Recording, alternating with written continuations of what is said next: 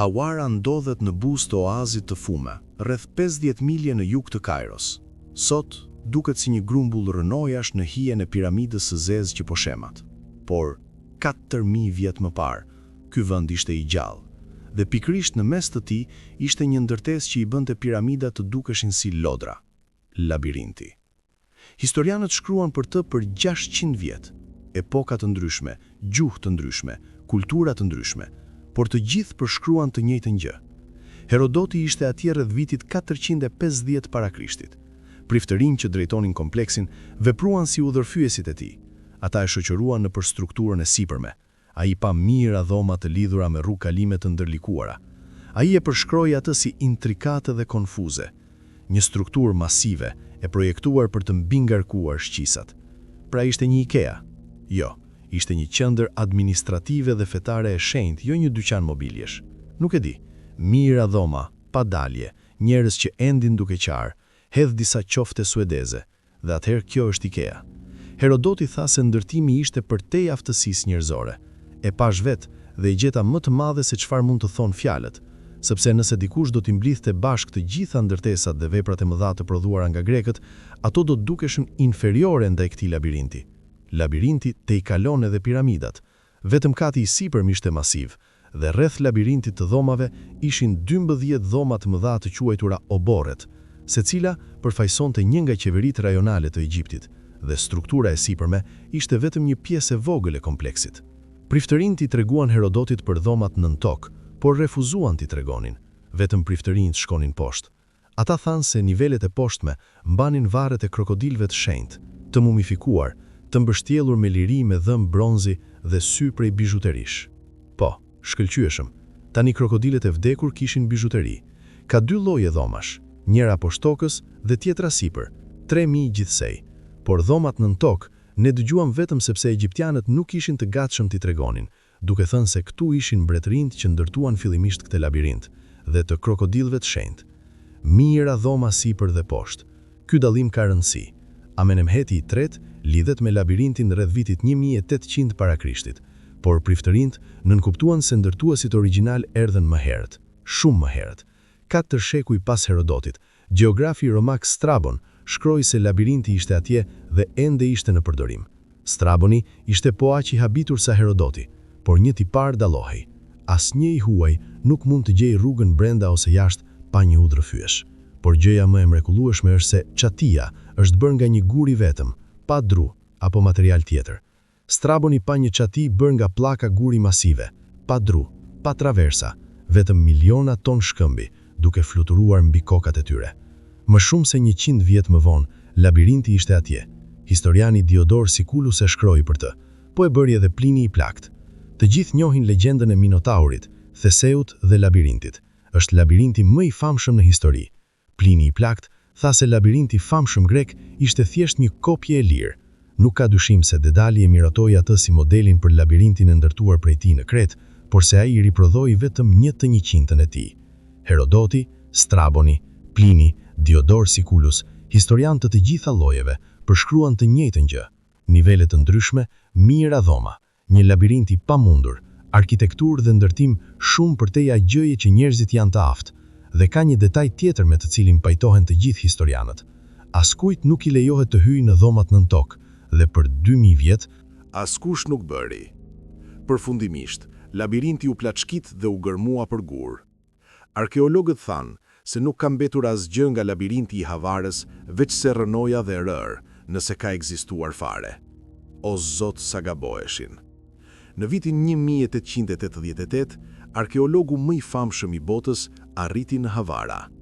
Sir William Matthew Flinders Petrie ishte më shumë se akademik. Ai ishte një eksplorues. Jetonte në varreza shkëmbore. Luftoi grabitësit dhe shpiku metodat që arkeologët ende përdorin. Ai erdhi në Havara për të gjetur varrin e Amenemhet III. Ajo që gjeti ishte një kurth vdekjeje. Piramida ishte projektuar të vraste çdo që hynte në të. Petri kaloi muaj duke gërmuar në shkëmb, duke u përpjekur të gjejë një hyrje, por çdo tunel ishte ngasje pa dalje. Ai kuptoi se piramida nuk ishte gur i plot, ishte tulla balt e mbajtur bashk nga rëra e lirshme dhe ishte e paqëndrueshme. Ndërsa gërmonte, tuneli vazhdoi të shembej. Rëra derdhej si ujë. Në një moment, ai po zvarritej nëpër një kalim të ngushtë. Papritur, supet e tij u ngulesën kundër gurit. U përpoq të lëvizte.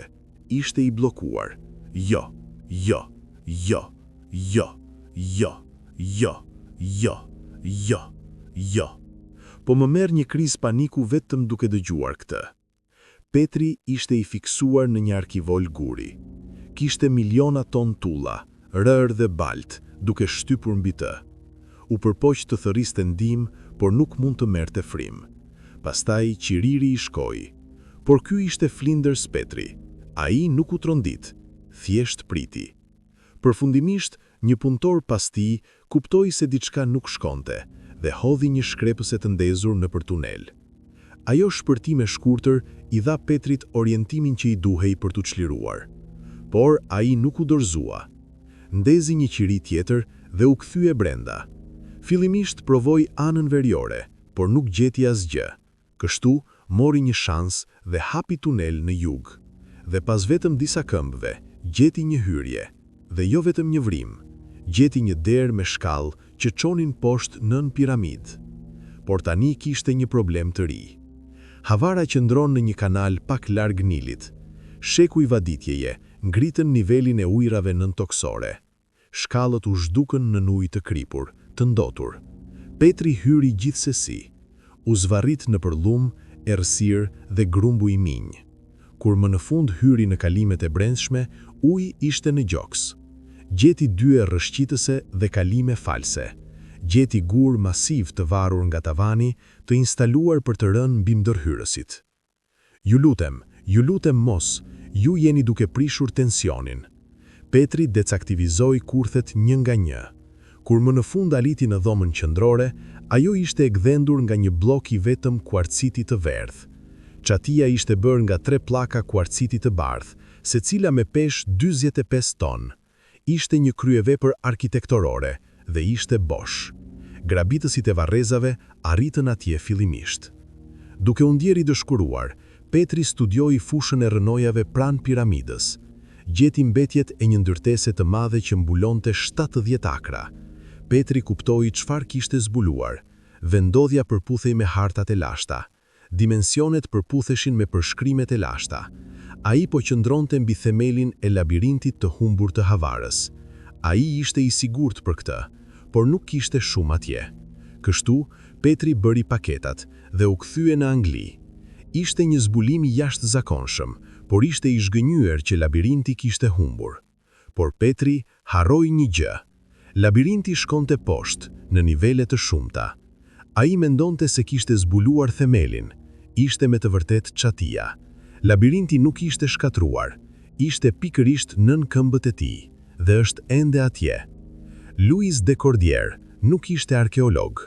Ai ishte një artist dhe filozof belgjik që kaloi vite studiuar arkitekturën e lashtë. Ai ishte i bindur se Petri kishte humbur diçka. I duhen 2 vjet, por de Cordier arriti të merr një leje për të sonduar vendin e Havarës. Ai bashkëpunoi me Institutin Kombëtar të Kërkimit të Astronomisë dhe Gjeofizikës të Egjiptit dhe solli radarin më të avancuar depërtues të tokës të disponueshëm. Ekipi i de Cordierit filloi skanimin në fillim të vitit 2008. Pajisjet mund të shihnin në për 50 këmbë rëre dhe sedimenti, dhe ajo që gjetën konfirmoi 2500 vjet histori. Ata gjetën një rrjet masive muresh 40 këmbë poshtë. Muret ishin disa këmbë të trasha dhe ishin granit, jo tulla. Struktura mbulonte rreth 750.000 këmbë katror. Kjo është madhësia e 10 fushave futbolli. Ata publikuan rezultatet. Shtypi e mori historinë. Ky ishte një nga zbulimet arkeologjike më të mëdha në histori, pastaj asgjë. Zahi Hawass ishte sekretari i përgjithshëm i Këshillit Suprem të Antikiteteve të Egjiptit. Sekretari i përgjithshëm i Këshillit Suprem, egoja e këtij njeriu. Ai ishte arkeologu më i fuqishëm në vend dhe kontrollonte të gjitha lejet. Ai vendosi një ndalim komunikimi mbi zbulimin. Ai tha se ishte çështje e sigurisë kombëtare. Siguria kombëtare mbi një ndërtesë 5000 vjeçare. Ky tip ka guxim apo jo? Dekordier priti. Kaluan 2 vjet. Lëshimi zyrtar nuk erdhi kurrë. Ekipi nuk mund të diskutonte gjetjet e tyre. Nuk mund të publikonin kërkime vijuese. Nuk mund të ktheheshin në vend. Jo nëse Hawass nuk e lejonte. Deri në qershor 2010, Dordier kishte pritur mjaft. Ai publikoi të dhënat vet. Skanimet, raportet, analizat, gjithçka që qeveria egjiptiane refuzoi të lëshonte. Ata e nxorën nga lista e zezë. Dordier tani jeton në malet e jugut të Spanjës. Kaloi nga prezantimi në universitetet europiane te kultivimi i bajameve. Dordier humbi gjithçka vetëm për ndarjen e të dhënave që ai mblodhi ligjërisht me ndihmën e qeverisë egjiptiane. Por Hawass donte të bënte shembull prej tij. Ai donte të sigurohej se asnjë tjetër nuk do të përpiqej të ekspozonte sekretet e tyre, por Dekordier nuk ishte i vetmi.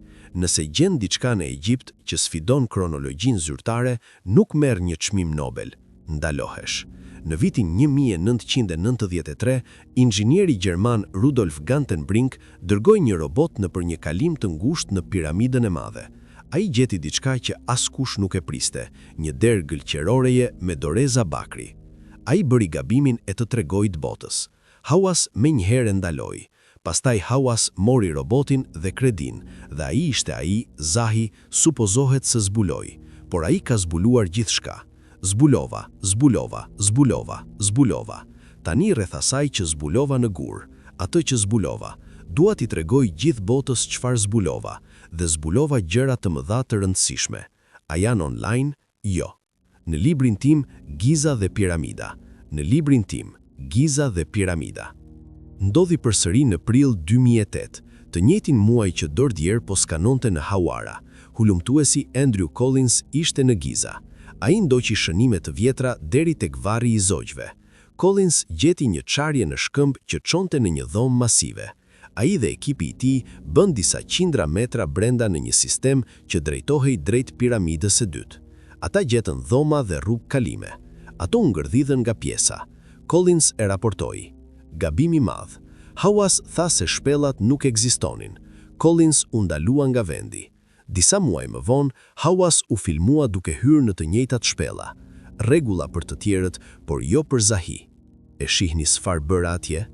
Hawass e quajti eksplorimin e shpellave një eksperiencë të jashtëzakonshme, por askush tjetër nuk do ta kishte atë eksperiencë. Në vitin 2010 u instalua një portë metalike mbi hyrje. Nuk lejohet asnjë eksplorim i mëtejshëm. Nuk mund të hysh direkt kështu. Duhet të bësh një studim, duhet ta hulumtosh, duhet të vendosësh si shkencëtar kur mund ta bësh dhe kur ne mund ta bëjmë, ne mund të vim. Dëgjoj, unë duhet që ta kuptosh këtë teorinë e konspiracionit që ti ke, është krejtësisht e gabuar. Ne nuk fshehim asgjë. Ne kemi ekipin e piramidës skanike. Apo jo? Ata punojnë, por e kupton, kjo është teknologji e ndryshme. Mund të kuptoj, por ata dinë për këtë teknologji. Por a e kanë përdorur këtë teknologji? Ata thanë se kjo teknologji nuk mund të funksionojë. Zbulim, shtypje, heshtje. E njëjta skem, dhe i njëjti njeri pas gjithçkaje. Zahi Hawass. Labirinti ekziston. Konsiderohet struktura më e madhe e botës së lashtë. Është pikërisht atje, 40 km nën tokë, por askujt nuk i lejohet të gërmojë. Me 21 korrik 2015, u mbrajt një takim privat në hotelin Crown në Harrogate, Angli. Tim Akers ishte një ish oficer RAF dhe ekspert satelitor. Ai kaloi karrierën e tij duke gjurmuar në ndece dhe bunkera nëntoksor. Kishte diçka për t'u treguar një grupi të vogël hulumtuesish. Ai përdori radar sintetik me hapje, të njëjtën teknologji që gjen vendodhjet e fshehura bërthamore. Akers e drejtoi atë në Hawara. Skanimi tregoi 4 nivele poshtë çatis, jo një. Ato ndaheshin me deri në 100 këmbë shkëm të fortë. Një korridor qendror lidhte të 4 nivelet. Ishte një boshtë vertikal që shtrihej në thellësinë e plotë të kompleksit, duke u zgjatur 150 këmbë nën tokë. Një hendek në formë omega rrethonte të gjithë strukturën. Forma përputhej me unazën shen egjiptiane, simbolin e përjetësisë. Pastaj Akers u tregoi sallën qendrore.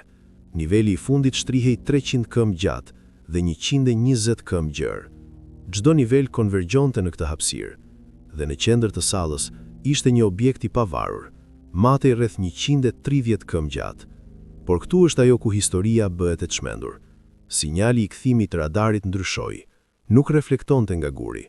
Nuk ishte dru apo tulla blat. Firma ishte metalike. Një objekt metalik i ngurtë i madhësisë së statujës së Hyris, i varrosur 100 km nën tokë, i formuar si një disk vertikal ose unaz. Akers tha se firma e materialit ishte ndryshe nga çdo gjë që kishte parë gjatë gjithë karrierës së tij, por ishte atje, dhe ai nuk mendonte se ishte një arkivol. Forma sugjeronte diçka funksionale, një unaz e asaj madhësie, e bërë nga metali, e varrosur në qendrin e saktë të një kompleksi me 4 nivele. Nuk ishte dekorative, ishte ndërtuar për të bërë diçka. Disa nga ekipi i tij menduan se ishte një portal, të tjerë menduan se mund të ishte një gjenerator energjie. E vetmja gjë me të cilën ranë dakord, nuk ishte një arkivol. Akers dhe ekipi i tij e mbajtën gjetjen sekrete për një dekadë. Ata mësuan nga Dortier. Nëse shkon publik, ndalohesh. Ata donin të gërmonin, kishin nevojë për leje. Pas 10 vitesh negociatash të qeta, ata lëshuan të dhënat në vitin 2025. Akoma nuk kanë leje. Është një kompleks nëntoksor me 4 nivele, me një objekt metalik 130 km në qendër. Ai shoqërohet me faraonin Amenemhet III, rreth vitit 1800 para Krishtit. Por prifti egjiptian tha se labirinti nuk ishte ndërtuar nga faraoni si varr funeral, ishte ndërtuar nga një qytetërim shumë më i vjetër, si bibliotek. Ata njerëz të lashtë kishin nevojë për një vend ku të ruanin njohuritë e tyre, para se të fshiheshin në një përmbytje të madhe. Doni të thoni se priftërinjt po flisnin për Atlantidën? Ji. Kur Platoni shkroi për Atlantidën rreth 360 vjet para Krishtit, ai ishte specifik. Ai emërtoi burimin e tij. Ai tha se priftit egjiptian ja treguan historinë politikanit grek Solon 2 shekuj më parë. Priftrit kishin të dhëna, kishin data. Platoni tha se Atlantida ra rreth 9600 para Krishtit. Gjeologët thonë se epoka e akullit mbaroi rreth 9700 para Krishtit. 3 burime të ndryshme, një datë specifike. Për shumë histori, ajo datë nuk kishte kuptim. Asnjë qytetërim nuk ekzistonte kaq herët. Pastaj filluan gjetjet.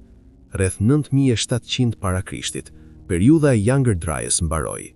Temperatura globale u rrit papritur dhe kapaqet e akullit shembëth.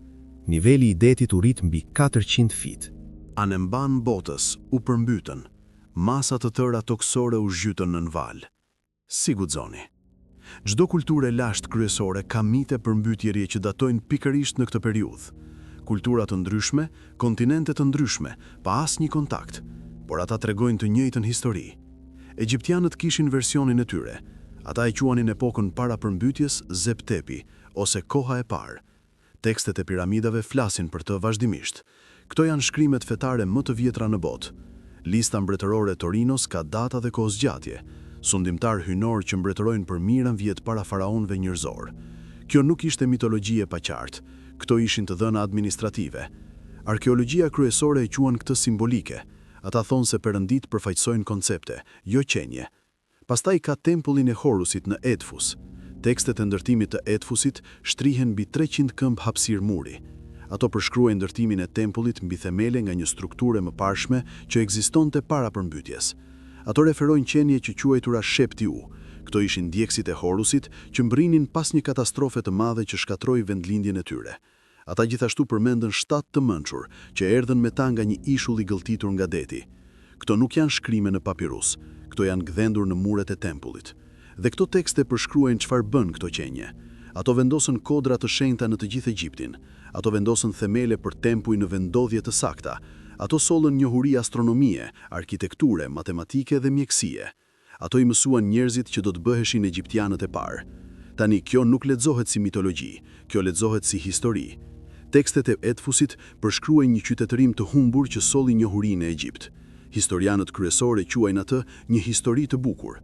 Ata thonë se nuk ka asnjë dëshmi fizike se kjo kohë e parë ekzistonte ndonjëherë. Ata gabojnë. Dëshmia është gdhendur në vetë shkëmbin bazë. Në vitin 1991, gjeologu Robert Schoch hodhe një vështrim të kujdesshëm mbi Sfinksin e Madh. Muri tregonte qarje vertikale. Këto janë modele erozioni shkaktuara nga rreshjet e zgjatura, jo erë, jo rënd, ujë duke rënë nga qielli për periudha të zgjatura. Reshjet e fundit të konsiderueshme të Egjiptit mbaruan rreth vitit 5000 para Krishtit.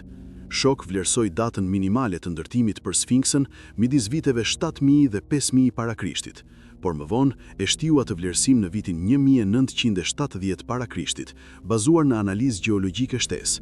Kjo ishte direkt pas katastrofës dhe direkt pasi u tërhoqën përmbytjet. I njëjti tëmëll shfaqet në Oisirion në Abidos. Bloqe masive graniti të kuq janë prerë me saktësi që inxhinierët modern e kanë të vështirë ta replikojnë. Dhe ka ujë. Uji vazhdueshëm mbush dhomat e poshtme dhe nuk mund të pompohet jashtë. Vendi ishte projektuar për ujë. Edward Naville gërmoi Oisirionin në vitin 1914. Ai ishte arkeolog kryesor, jo teorician margjinal. Ai tha se nuk do ta habitej nëse kjo ishte struktura arkitekturale më e lashtë në Egjipt. Ai u injorua. Straboni ekspresivisht deklaroi se si Oisirioni, ashtu edhe labirinti ndanin të njëjtin ndërtues. Ai e quajti mbretin Ismandis, i njëjti ndërtues, i njëjti epok, i njëjtat teknika ndërtimi. Göbekli Tepe në Turqi provon se ndërtimi i avancuar ekzistonte në vitin 9600 para Krishtit. Rretha të mëdhenj guri, shtylla të gdhendura me peshë ton, rreshtim astronomik preciz deri në fraksione gradësh, ishte ndërtuar nga njerëz që supozohet se nuk kishin shpikur ende bujqësinë. Pastaj u varros qëllimisht rreth vitit 8000 para Krishtit. Ishte si dikush donte ta ruante dhe ta mbante të fshehtë. Dikush ishte këtu, shumë para egjiptianëve të parë, dhe cilët do qofshin, ata ndihmuan në nisjen e qytetërimit egjiptian. Hieroglifët u shfaqën papritur rreth vitit 3500 para Krishtit. Ishin të plota dhe të përsosura. Nuk kishte periudhë zhvillimi, nuk kishte versione primitive të hershme. Matematika, mjekësia, astronomia, arkitektura, të gjitha u shfaqën plotësisht të formuara. Ishte si dikush t'ju kishte dorëzuar një manual operimi, dhe ai manual operimi është ende këtu. Çdo bit. Njohurive të lashta është në labirint. Ne mund ta lexojmë tani, sot. E tëra çfarë duhet bëjmë është të gërmojmë. Nëse një qytetërim i avancuar dinte se ishte gati të shkatrohej, do të bënin pikërisht atë që ne do të bënim. Do të ruanin atë që kishte rëndësi. Do të ruanin njohuritë diku që mund të mbjetonin. Do të ndërtonin një kasafort. Çdo qytetërim ndërton arkiva, nga biblioteka e Aleksandrisë deri te arkivat e Vatikanit. Në vitet 1930, Edgar Cayce përshkroi një arkiv tjetër. Cayce ishte një medium transik. Ai dha mbi 14.000 lexime të dokumentuara gjatë 43 viteve. Ai diagnostikonte kushte mjekësore për pacient që nuk i kishte takuar kurrë, kushte për të identifikuar të cilat nuk kishte asnjë trajnim. Mjekët përdornin leximet e tij për trajtim, por pretendimet e tij më kontroversiale përfshinin Atlantidën. Qindra lexime gjatë 2 dekadave u kthyen vazhdimisht në të njëjtin subjekt. Sipas Cayce-it, një qytetërim i avancuar u shkatrua rreth vitit 10.000 para Krishtit. Kjo ishte rreth fundit të epokës së fundit të akullit. Është e njëjta kornizë kohore si katastrofa e Younger Dryas, por kishte të mbjetuara. Ata u shpërndan në Egjipt, Yucatan dhe Bahamas. Ata sollën teknologji, ata sollën njohuri, dhe për të ruajtur atë njohuri, ata ndërtuan arkiva. Cayce përshkroi një sallë të dhënash nën pllajën e Gizës në 10 lexime të veçanta midis viteve 1923 dhe 1944. Ai përshkroi 32 tabela që dokumentonin Atlantidën nga fillimi. Ato ishin shkruar si në shkrimin atlantian, ashtu edhe në atë egjiptian. Ishte një gur i rozeta për një qytetërim të humbur. Dhe Cayce ishte specifik. Ai foli për teknologjinë e tyre, valët e zërit të përdorura për ndërtim, levitim akustik. Ai përshkroi kristale që gjeneronin energji. Hyrja është nën putrin e djathtë të Sfinksit dhe Sfinksi shërbente si roj sentinel. Ai shënonte vendndodhjen e arkivave për ata që din ku të shikojnë. Ndjekësit e Cayce-it e morën seriozisht. Në vitet 1990, Shoqëria për Hulumtim dhe Iluminim financoi sondazhe sismike në Giza. Një njeri me çekiç goditi një pllak qeliku në sipërfaqen e shkretëtirës. Valët e goditjes udhtuan poshtë në përshkëmb dhe u kthyen lart. Leximi tregoi një dhomë pikërisht ku Cayce e parashikoi. Ishte nën putrin e Sfinksit, dhe ai nuk ishte i vetmi që e pa. Dorothy Eady ishte një arkeologe britanike që punonte për Departamentin Egjiptian të Antikiteteve. Ajo ishte një hulumtuese e shëndosh dhe racionale, që gjithashtu ndodhet besonte se ishte reinkarnacioni i një priftreshe të lashtë. O, e besoj, unë isha mbret në një jetë të kaluar. Ti ishe mbret, mirë, unë isha menaxher ndrimit e Taco Bell në Jersey, por unë sundoja atë drive-thru me grusht hekuri. Mirë, unë isha menaxher ndrimi rrept por i drejtë te Taco Bell. Ne kemi një episod të plot për Dorothy Eidi. Vendos lidhjen në qalupën tënde. Tani dikush që pretendon të jetë një priftreshe e lashtë egjiptiane rindërtuar, tingëllon marginal, por arkeologët dëgjuan Dorothy Eidi, sepse kujtimet e saj i ndihmuan ata të gjenin rënuar aktuale në Abydos. Dhe ajo pretendoi se nën Sfinks qëndronte një sallë të dhënash që përmbante historinë së pasuarës. Dhe leximet sismike tregojnë se rënuarat janë atje dhe se ato përmbajnë diçka. Tani mund të jetë rënuar ose mund të jenë artefakte. Askush nuk e di. Mënyra e vetme për ta zbuluar është të gërmosh, por nuk lejohet asnjë gërmim. Tani një ekip nga Universiteti Politeknik i Milanos është në Giza. Ata po përdorin teknologjinë e radiografisë myonit me rreze kozmike, teknologji që sheh nëpër gur ashtu si rrezet X shehin nëpër trup. Ata pretendojnë se po hartojnë zbastsirat strukturore. Dhe shiko ku po skanojnë. Ata po fokusohen në shkëmbin e thellë bazë nën plaje, pikërisht vendi ku Casey tha se salla e të dhënave pret të hapet. Italianët po skanojnë thellë në Giza tani. Ata po kërkojnë sallën e të dhënave dhe mund ta gjejnë. Por nëse ishe një qytetërim i avancuar dhe doje të fshije sekretet e tua më të çmuara, nuk do t'i vendosje nën pikën historike më të famshme në tokë. Një vend shumë më i mirë për njohuri kaq të rëndësishme do ishte një labirint i gdhendur thellë nën tokë. Me fjalë të tjera, një labirint. Ndoshta salla e të dhënave nuk është në Giza, ndoshta është në labirint. Giza shërbeu si monument publik, ishte shënuesi. 3 piramida të dukshme nga milje larg.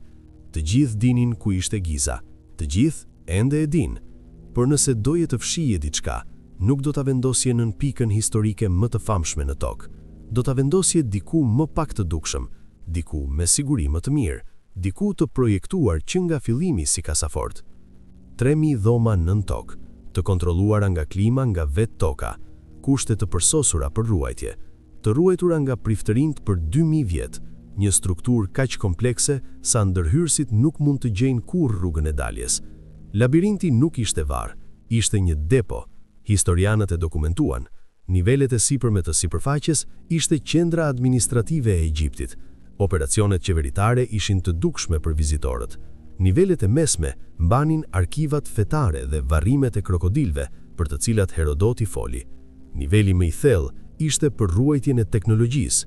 Ai mbante një unaz metalike, 130 këmbë, një portal që Prifti e mbronte, por kur nuk e kuptoi plotësisht. Prifti tha se ishte krijuar nga ndërtuesit, jo nga faraonët, njerëzit që erdhën para. Ata nuk poruanin dhomat e varrimit, ata poruanin njohuritë e Zep-Tepit, ata poruanin sekretet e kohës së parë. Llogaritet e lashta gjatë 6 shekujsh përshkruajnë të njëjtën strukturë në të njëjtën vendodhje. Radari depërtues i tokës i vitit 2008 konfirmoi një kompleks masiv 40 këmbë nën tokë. Imazhet satelitore të vitit 2015 zbuluan 4 nivele dhe një objekt metalik në qendër. Të 2 zbulimet u shtypën. Ekspedita e vitit 2008 ndodhi, nuk ka asgjë për të hedhur poshtë. Ata publikuan rezultate. Ata gjetën mure graniti që shtrihen mbi një sipërfaqe prej 10 fushash futbolli. Havas vendosi një dalim komunikimi, duke cituar sigurinë kombëtare. De Cordier publikoi në mënyrë të pavarur dhe u ndalua përgjithmonë. Shtypja është reale dhe struktura është konfirmuar. Ne ende nuk dim çfarë është atje poshtë. Skanimet tregojnë anomali që kërkojnë gërmim për t'u interpretuar. Leximi metalik mund të jetë një objekt ose mund të jetë një formacion gjeologjik. Depozitat e hekurit ndodhin natyrshëm dhe kritikët thonë se radari satelitor nuk mund të depërtojë kaq thellë. Pretendimet kërkojnë gërmim për t'u verifikuar dhe derisa të gërmojmë, nuk kemi asnjë ide se çfarë është në të vërtetë objekti metalik. Skanimet italiane tregojnë zbrazdira. Tani nëse ato zbrazdira përmbajnë rënoja apo të dhëna, nuk do ta dim derisa të gërmojmë. Tani, lidhja me Atlantidën është interesante, por llogaritja e Platonit është burimi vetëm primar. Asnjë dëshmi arkeologjike nuk konfirmon një qytetërim parapërmblytëse me teknologji të avancuar. Leximet e Caseit nuk u verifikuan kurrë në mënyrë të pavarur, dhe tekstet e Edfusit mund të jenë mitologji, jo kujtesë. Dhe arkeologjia kryesore refuzon prerazi idenë e një qytetërimi të lashtë të avancuar. Mohimi nuk është vetëm një lumë në Egjipt, shoku, po hedh gur sonte. Ata refuzojnë të pranojnë dëshminë gjeologjike dhe fizike sepse thyeu modelin e historisë, por datimi konvencional nuk mund të shpjegojë erozionin e ujit në Giza. Gjeologjia e Shoqit nuk është hedhur poshtë, është injoruar. Ozirioni tregon tëmbullin identik në bloqe megalitik që gjuxhin çdo gjë që egjiptianët ndërtuan. Göbekli Tepe provon se ndërtimi i sofistikuar ekzistonte në vitin 9600 para Krishtit ose para. Mitet e përmbytjes rreshtohen me dëshminë gjeologjike për katastrofën e Younger Dryas. Diçka ndodhi në fund të epokës së akullit, diçka që nuk e kuptojmë plotësisht. Ndërkohë, labirinti është në rrezik. Uji i kripur po gërryen gjithçka. Niveli i ujrave nëntoksore ngrihet çdo vit. Në vitin 2024, gjeologët paralajmëruan se nëse nuk bëhet diçka për dëmtimin e ujit, së shpejti gjithë vendi do të shkatërrohet. Mijëra vjet histori të zhdukura. Dhe deri tani, këshilla e tyre është injoruar. Mrekullia më e madhe e botës së lashtë po tretet, ndërsa burokratë argumentojnë për leje dhe çdo shkencëtar që guxon të flasë ndalohej nga Zahi Hawass, struktura është reale. Skanimet e konfirmojnë. Një objekt i madh metalik qëndron në qendër të një salle të madhe nëntoksore, prifti e ruajti për mijëra vjet. Dhe tani, kur më në fund kishim teknologjinë për të parë çfarë është atje poshtë, nuk na lejohet të shikojmë. Herodoti qëndroi në hyrje të nëntokës. Prifti i tha jo. 2500 vjet më vonë, ne ende qëndrojmë para të njëjtës derë. Dhe tani, Zahi Hawass po na thot jo. Por muret bëjnë më shumë se mbajnë njerëzit jashtë. Ata mbajnë sekretet brenda. Dhe nëse skanimet janë të sakta, sekreti që pret në labirint nuk ka të bëjë vetëm me të kaluarën e Egjiptit, ka të bëjë me të gjithë ne.